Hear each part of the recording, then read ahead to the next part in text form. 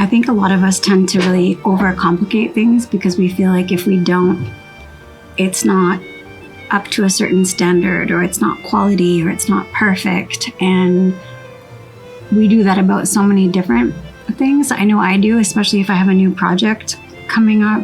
I'll have the idea and then I'm about to dive in and start taking action, I guess. And then I just start thinking too much. And then the planning process takes over. And it's not that it's not good to plan. It's really, really helpful to plan. But sometimes my planning kind of runs away with my project. And next thing you know, I feel completely overwhelmed because it feels like there's just too many things to do before I can actually work on the idea that I had initially. And sometimes to the point where I actually just give up the whole idea altogether, which is sad.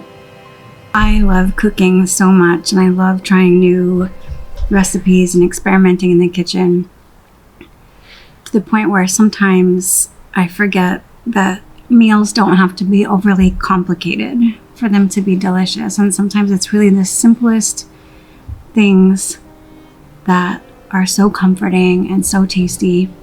And the recipe that I'm going to share with you is one of those.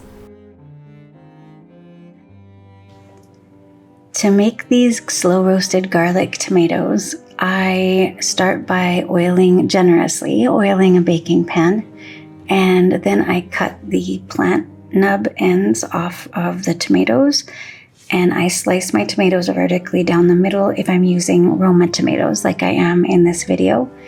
You can use pretty much any tomatoes you like as long as they're ripe, and you can cut them as small as you want to also, but I like to have them pretty chunky, I guess. I like big pieces of tomato.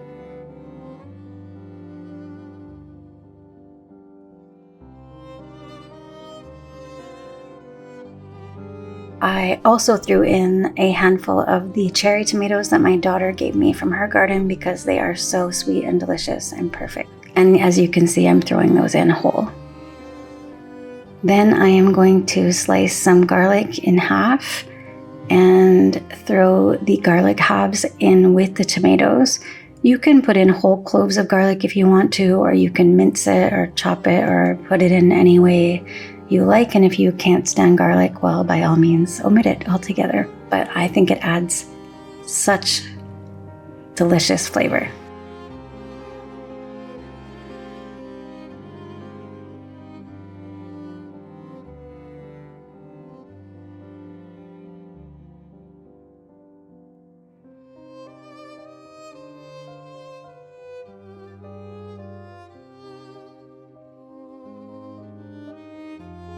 I also add a bit of salt and some Italian seasoning, as well as some fresh oregano. I then drizzle the tomatoes with more olive oil. I pop them in an oven that has been preheated to 300 degrees Fahrenheit, and I roast them for 2 to 3 hours until the tomatoes start to kind of shrivel and kind of cave in on themselves a little bit, but are still very juicy. So if you push on them, they should be quite soft and juicy when they're done.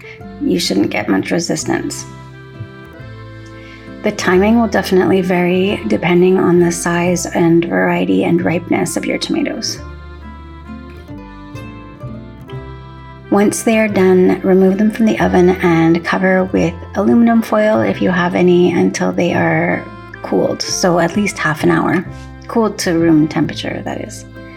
Then you can eat them right away, like I do. I love to eat them on a piece of crusty bread or baguette.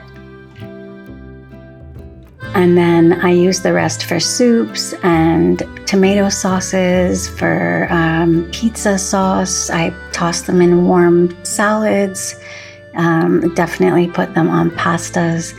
And if there's any at all left over, I will separate it into small containers and throw that into the freezer.